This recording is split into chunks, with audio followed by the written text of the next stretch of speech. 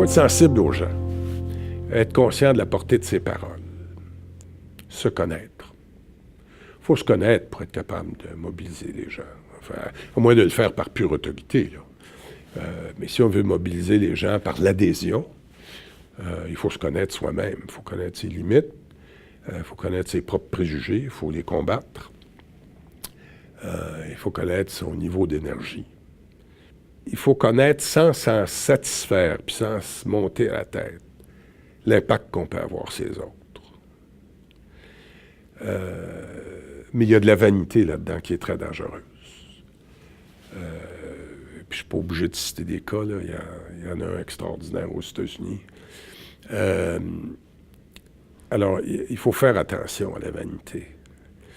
Mais il faut être capable de mesurer l'influence exacte, précise qu'on a sur les gens. Il ne faut pas avoir peur de ça. Mais il faut prendre sa distance, il faut prendre du recul, il faut refuser la manipulation. Et puis, il ne faut jamais oublier le but de l'exercice. Le but de l'exercice, c'est jamais soi, c'est un projet.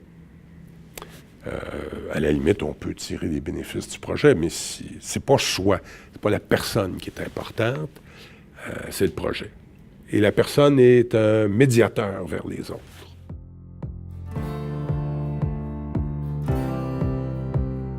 Pour moi, c'est quintessentiel.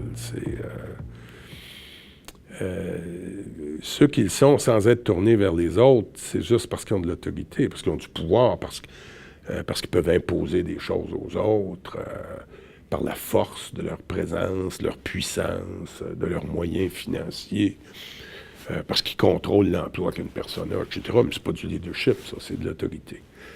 Le leadership présuppose une sensibilité aux autres, une écoute, et une mesure constante qu'on fait du projet ou des projets qu'on a et qui implique cette contribution des autres. Il faut qu'ils fassent partie à part entière du projet.